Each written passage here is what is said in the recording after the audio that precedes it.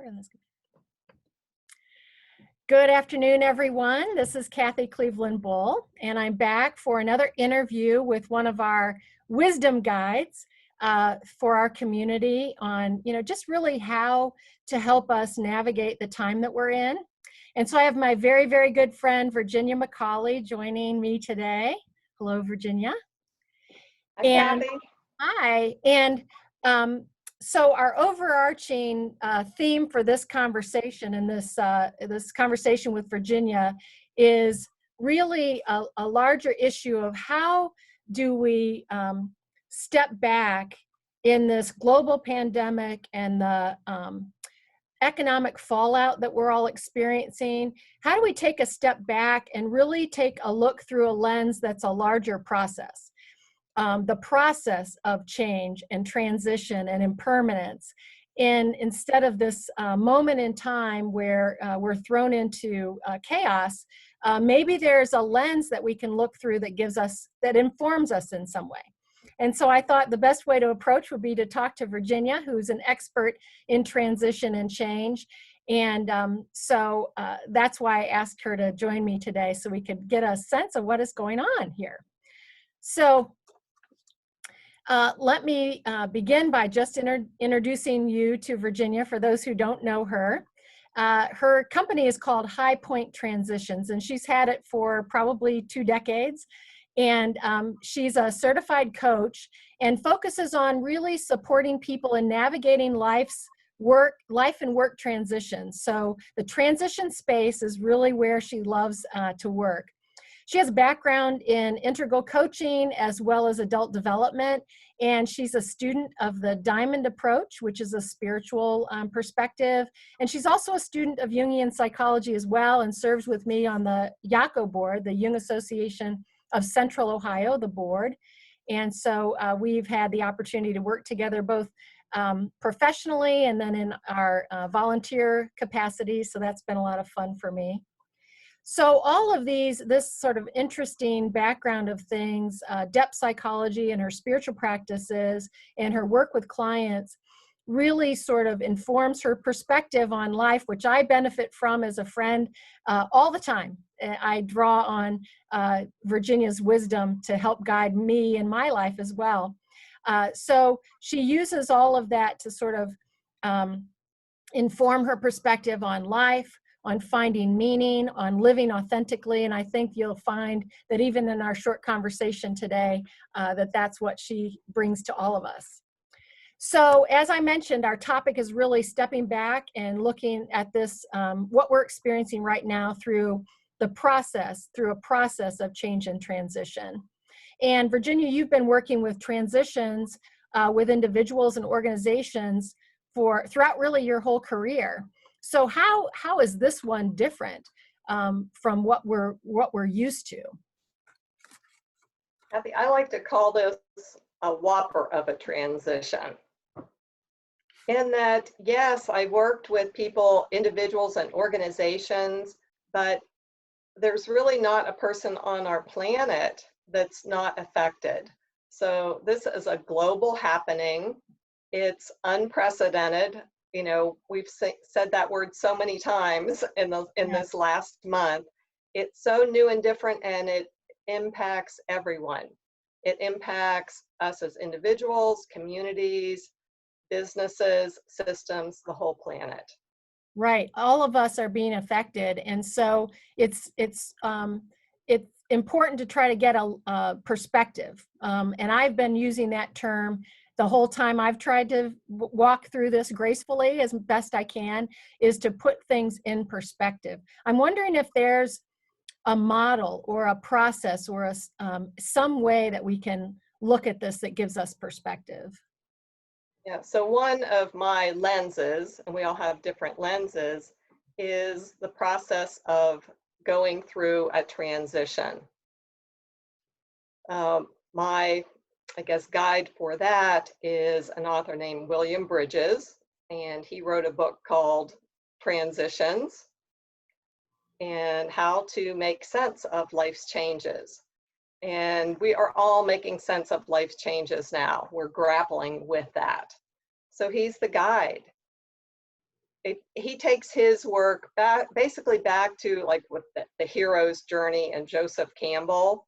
Yeah. So when someone leaves their home, leaves their familiar environment, they face lots and lots of challenges.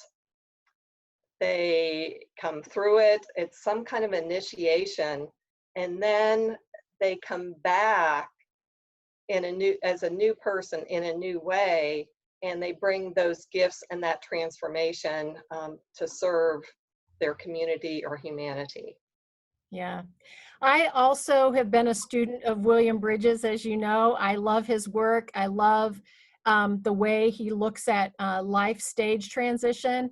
And interestingly, I'm going to ask you to go through the three phases for us in a moment. But interestingly, I have used Bridges' work with organizations. And I know you use it primarily with individuals. I love, even though he didn't originally write it for organizational change, I feel like it's just as relevant for organizations as they find themselves uh, grappling with change and trying to have that sense of urgency that drives an organization forward. So I've really enjoyed using the Bridges model as well. And another interesting aside to this story is, as you know, I sort of launched my consulting career after Spencer Johnson and I started working on the book Who Moved My Cheese and the training materials that we're going to supplement Who Moved My Cheese. And after I read the manuscript, I said to Dr. Johnson, wow, it's so interesting that you wrote the book according to Bridges' model of change. And he said, the what? He had not ever heard of it, but it's so much the way we adapt. It is absolutely the way all of us adapt, that even if we don't know about it, we still live it. Isn't that true? It's true. It is so true. So what are those three phases of Bridges' model? Okay. So he says that every change, every transition begins with an ending. So that's a little bit different from our linear way of thinking about things, of a beginning and middle and an end. But so in that, we're experiencing so many endings, right? So school is closed, business as usual is stopped. Going to the grocery store, it's not how it used to be. You know, maybe we're working from home, maybe we're working on Zoom now instead of in person. Mm-hmm. You know, so many things have ended. Family get-togethers, holidays, so many things are ending, and it's actually a little bit shocking to notice how many things are ending. And I think that's what you started by saying, this was a whopper of a transition. And I do think that that's one of the reasons why it's hitting all of us, is because it's a shocking whopper. It's not just your regular, ordinary day in, day out, I have to adapt. This is bigger than anything we've experienced before. And so all of our systems, all of our routines have been disrupted. And so it does feel like it's not the same. It feels different to me too. It does. And what was ordinary of getting in your car and going to see a friend or opening your mail, that takes a whole new thought pattern. Mm-hmm. Right. Virginia and I really find comfort in having lunch together at Hunan Lion. And I am going through a grieving process in the endings of not being able to do that.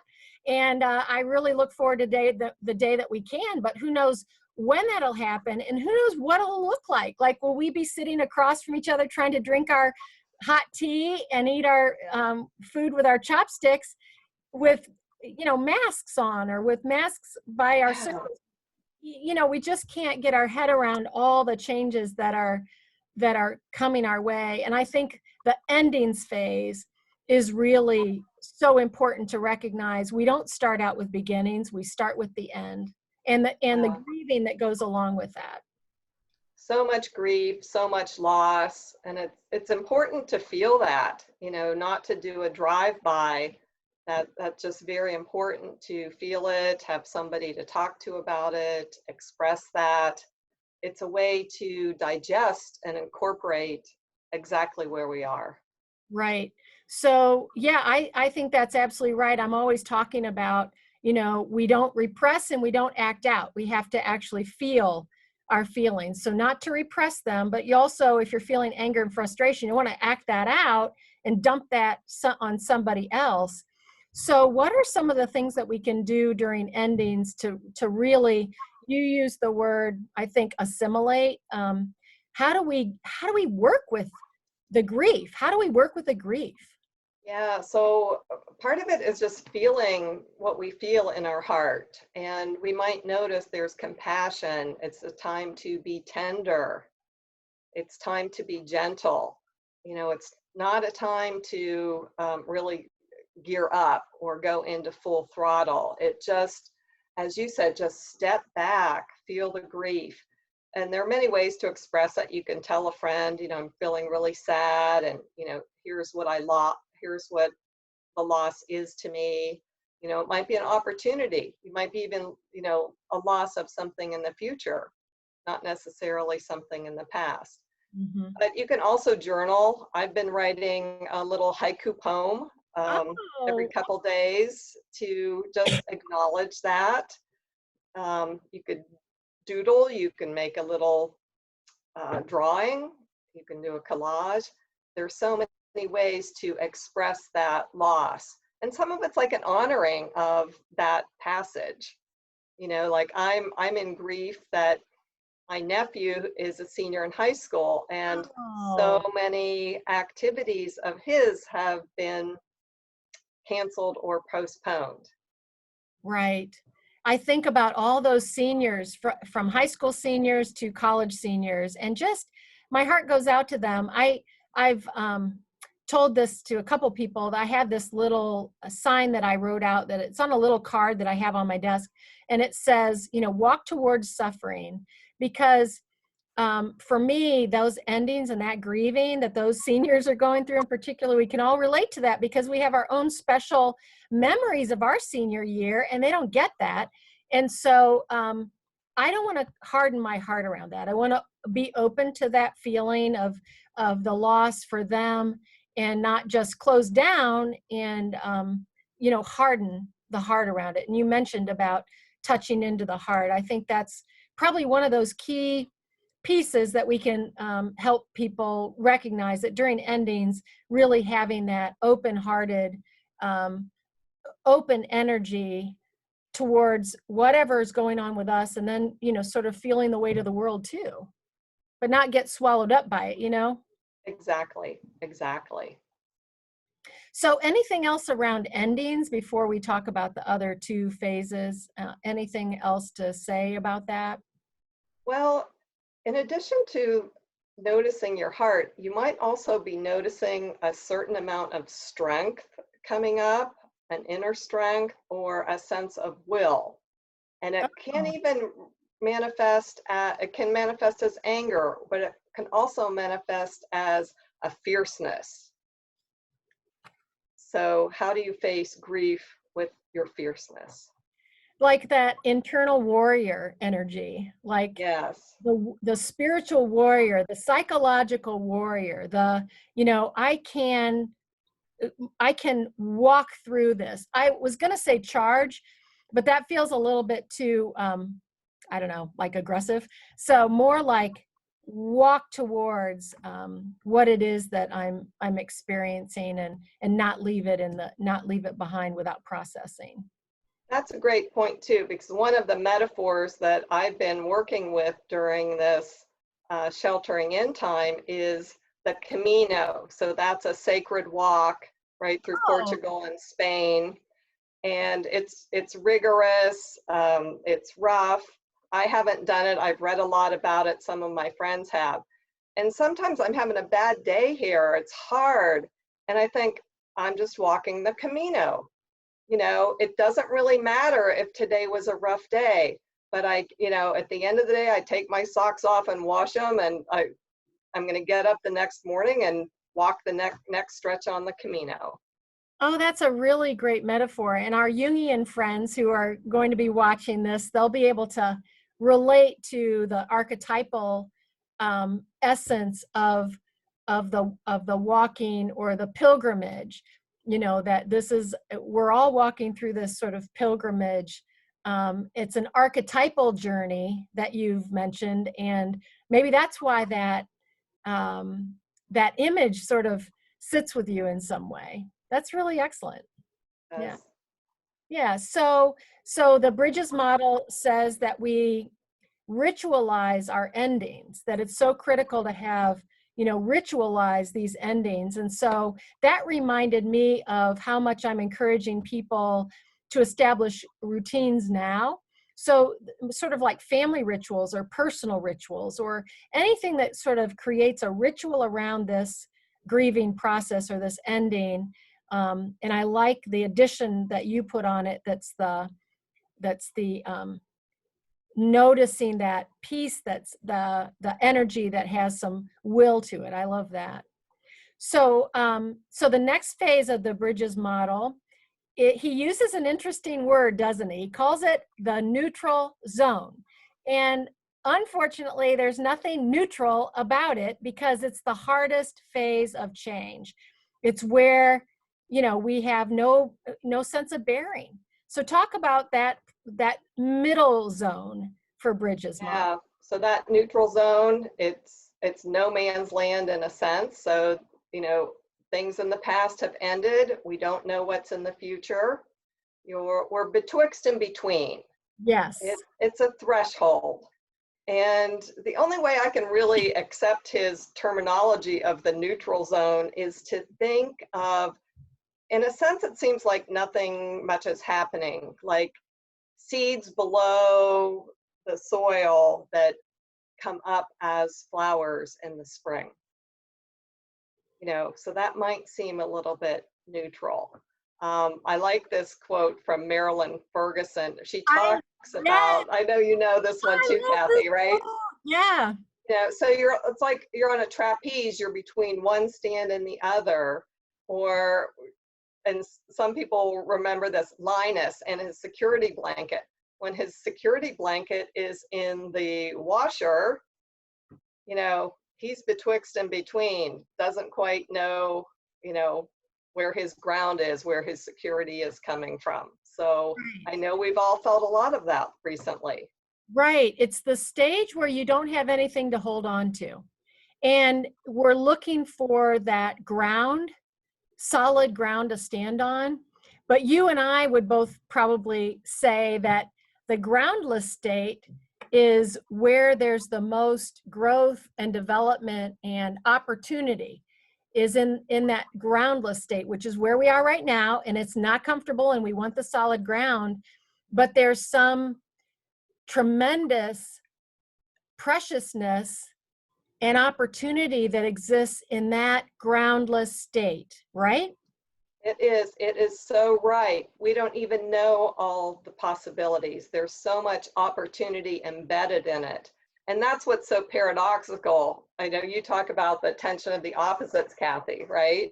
Yeah. So it seems like nothing's happening or nothing's unknown or everything feels fuzzy or I don't know what day it is.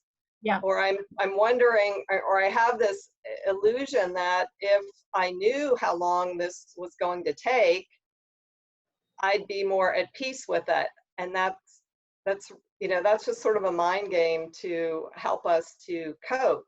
But we just don't know. Right. It is a mind game. We are looking for that security and we want to get it any way we can. And so our mind is what tries to calculate and figure it out and plan. We get really caught up in the cerebral cortex, the thinking mind, and all that planning, and I got to figure it out, and not really dropping into the limbic system, which is where we're feeling all of it. You know, it's where the emotions are sitting, and it's where the discomfort is, and maybe a little of the anxiety and the depression and the lethargy or whatever. It's happening lower. You can't think your way out of this. It's like, no, there needs to be some sense of dropping into the body and the heart and just experiencing what you're experiencing. Exactly. The biggest task is to allow that uncertainty to just be with it. Right. And in that, we're also we're looking for seeds of what's happening. You know, we're finding out, well, what's really most important to us now. Yeah, you see that all the time now with people sort of they're dialed back. And in my own case, what's important is my family, like first and foremost, my family.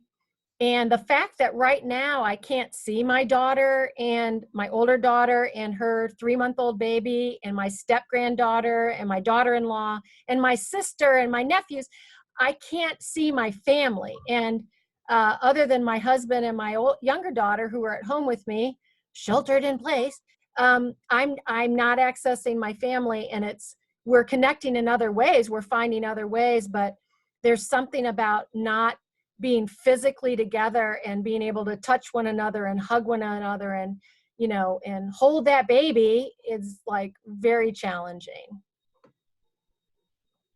It really is, because we're so used to that and we're social animals, right? And it sounds like also it's such a big value for you Yeah. to be in person Right. with Right. your family. Yeah. And so sort of the clarifying for people of what's important, I think, is a wonderful benefit of what we're going through, right? We've got to look for these silver linings. And I think the clarification of people's priorities is happening now. Would you say that you've seen that? Yes, definitely. Like the priorities get more crystal clear, and there starts to be a recalibration. I think we're finding just being at home, whether we're, um, you know, living alone as I am, or living with others, you start to see where you're out of alignment with yourself. So Oh, it's kind of a mirror, or you know, what is it that's really triggering you. So things are coming to the surface, and it's like, oh, okay, I might have to fine tune that a bit. right, right. And maybe this is an opportunity because we have more time to see it, right? I think one of the big things that we don't experience in our day-to-day life pre-COVID-19 is the fast pace that didn't allow as much self-reflection. And so maybe less ability to sort of see our patterns in action. And now I've noticed I see them a lot more. I see those patterns pretty vividly in front of me. And it could be, I don't know, but it could be the dialed back a little bit of the foot off the gas pedal that allows me to have more of that reflective function, and what we call in psychology or Jungian psychology, the mentalizing, you know, being able to like step back, see the situation and think it through, think about it, process it internally as the witness, and how powerful that is. And maybe this is giving us that opportunity as well.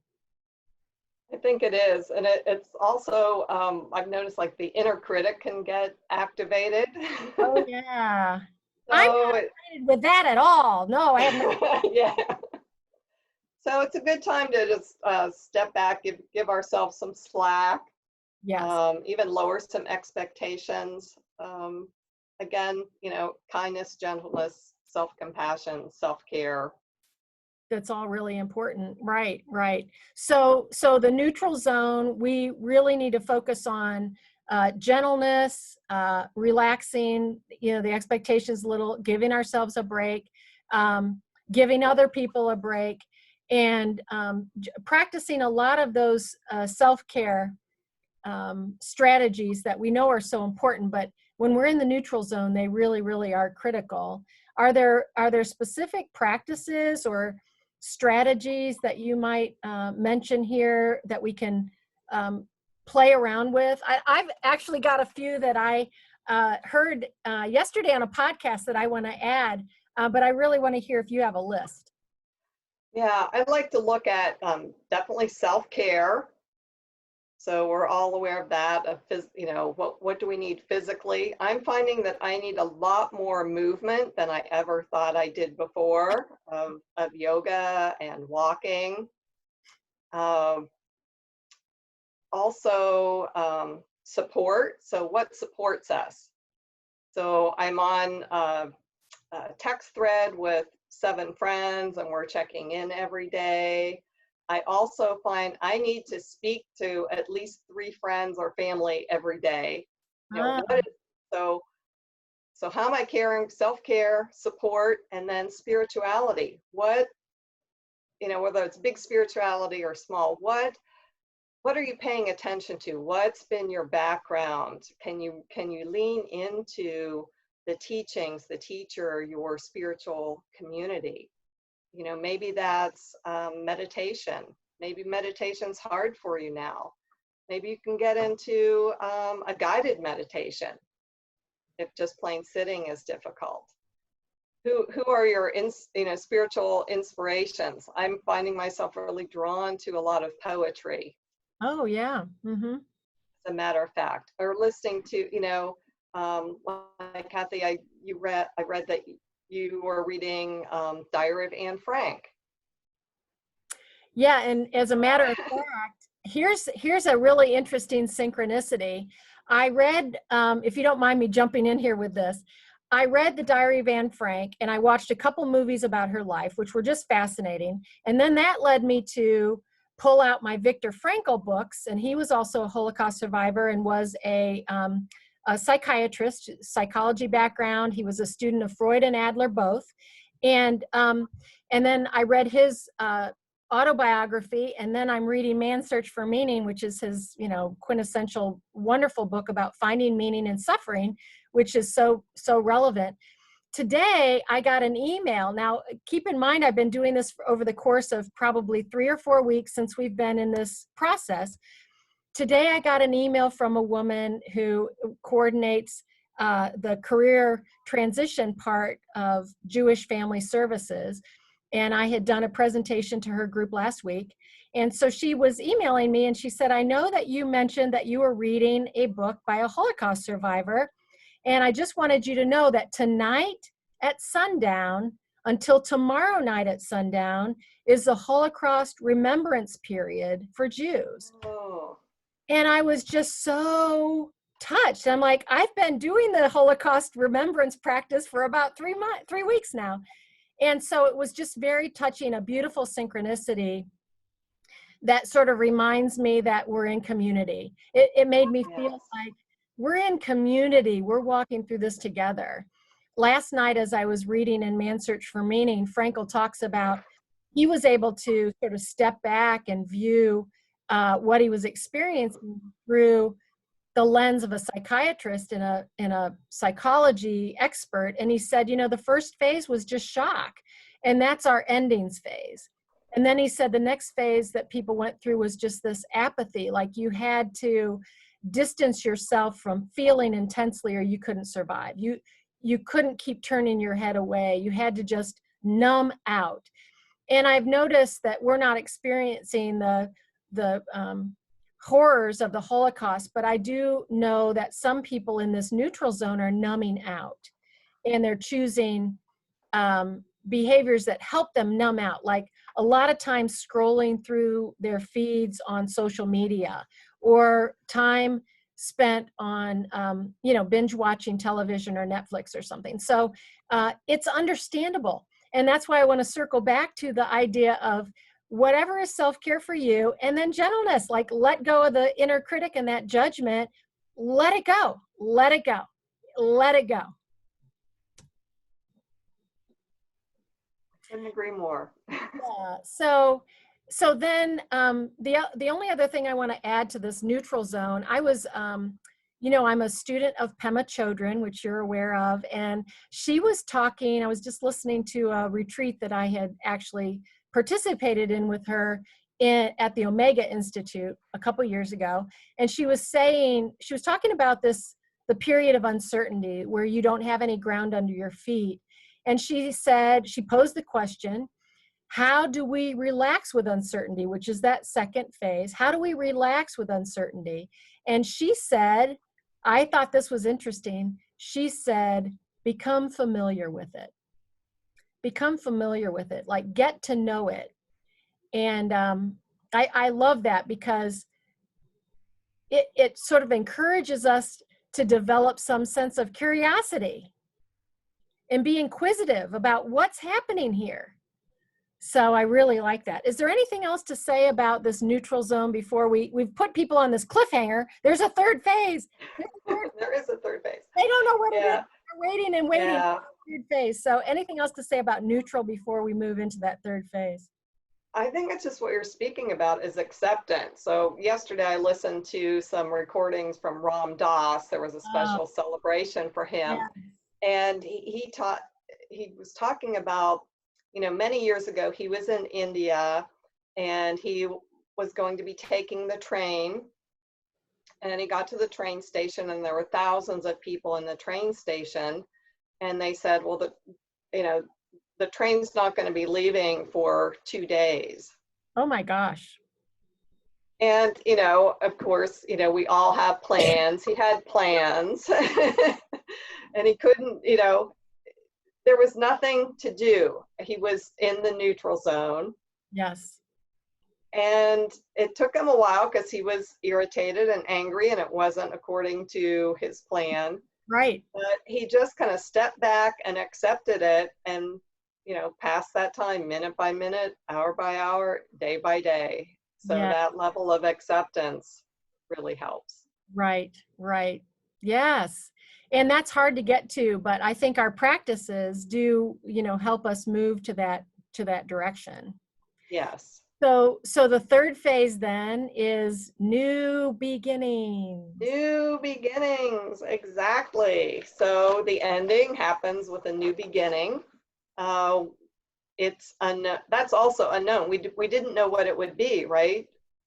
But we learned things in that neutral zone. We learned how to do new things or do things in different way or have different collaborations with people.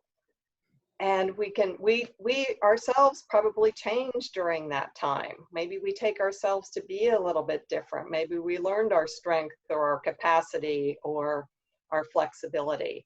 So we bring those gifts to the community. Like they're not just for us, but I just, especially now in this big whopper of a transition, we have so many gifts for humanity.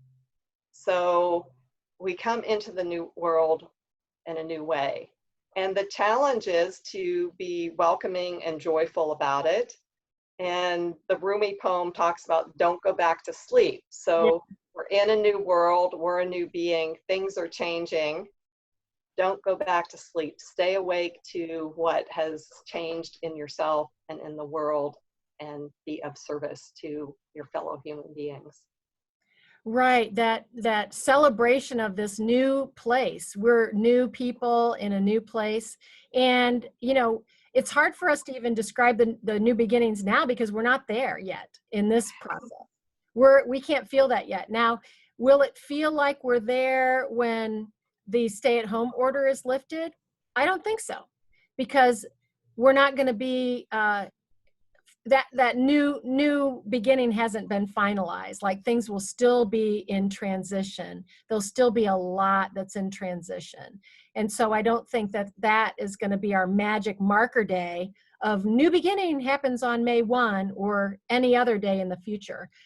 And so it'll be hard for us to sort of maybe identify, but maybe we just go through that individually. Like, what is my personal feeling of it's a new beginning for me? Like I've transitioned through the dark wood and now I feel like I'm at a new beginning. Yes, yes. And it's not necessarily a linear thing. You know, these phases kind of overlap each other, and we'll go back to a sense of loss and grieving, and we'll be back in a little bit of uncertainty, and then there's something new that comes in. So it's a little bit more fluid. You know, we've kind of set them out to explore the lens. Yeah. But as you're saying, you know, it's constant change. It's impermanence. Right, right. And that sense of uncertainty may be with us for quite a long time. And because of that, if that sense of, you know, not having that ground under our feet is with us for quite some time, what are some other resources or practices? I was going to bring up today, and I mentioned this to you, and I wanted to bring up the idea because you talk about with your clients, and you've mentioned it to me, this idea of being fully resourced, being resourced. And I know you and I as coaches know what that means. What does that look like for somebody? What does being resourced mean? How do I know if I'm resourced, and where can I turn for that? Yeah, so part of being resourced is remembering that you have been through difficult times in your life and you got through it, you're here. So sometimes remembering, like, what was helpful then, or wasn't that a big accomplishment Yeah, of getting through that? So your history, your personal history becomes a resource. that's The interesting. history, the history of your ancestors. You know, I think of my grandparents, parents, well, grandparents they went through the Spanish flu. Wow. I have parents that, grew up in the Depression. Mm-hmm. So that's a resource. It's like, okay, um, Carrie Newcomer has a song, "You Can Do This Hard Thing." So it's remembering you have done hard things. This might be the biggest or the most global, but you have some personal resource there. I love that idea. And that song, the Carrie Newcomer song, is really floating around our community these days. And it's It just such is. a beautiful, beautiful thing that I see parents on Facebook telling their children, telling their little daughters, you can do this hard thing as they're struggling with just learning from home, not being in school, not being with their classmates, not being able to go to school or preschool. It's a hard thing we're all doing, but we can do it. You can do it, yes. And another resource is being of service to others. So whatever you have something to give. I feel like, part of my service right now is sheltering in, Mm-hmm. and that saves lives. And that's a little counterculture, right? Because we're a sort of a go, go, go do culture, Yes. but that is, it's just being is of service. I have friends who are making face masks. Mm-hmm. That's of service.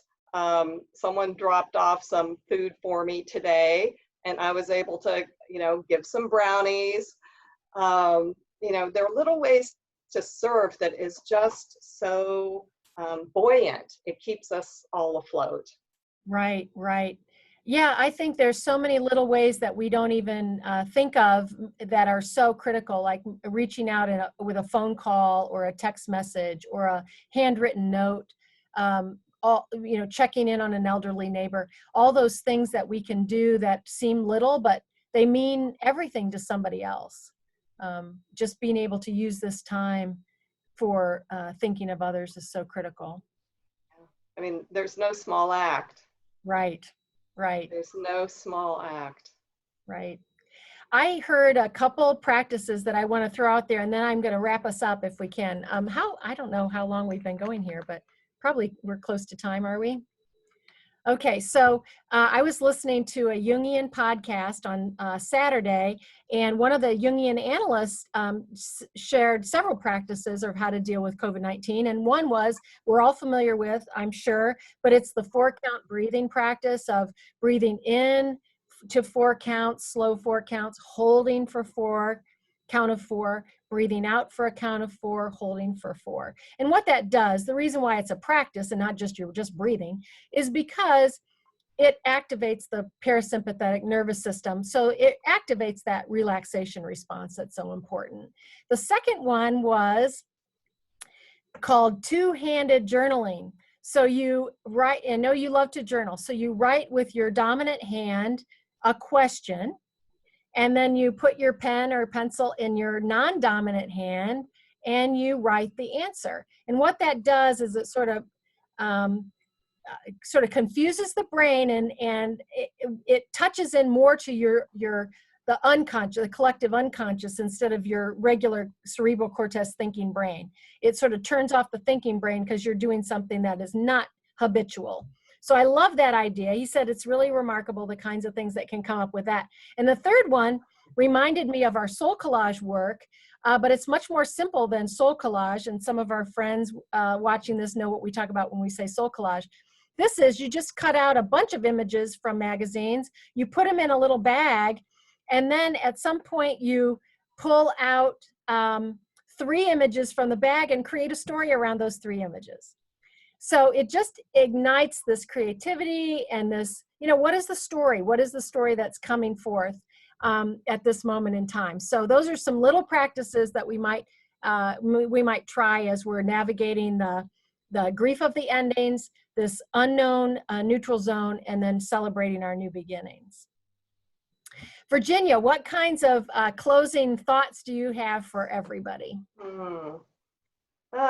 Just be open, be accepting where we are. It's not always easy. You can do these hard things. Yes. And I have a quote from Ralph Waldo Emerson. I've updated a little bit. So he says, not in our goals, but in our transitions, humankind is great. So that's wonderful. In our transitions.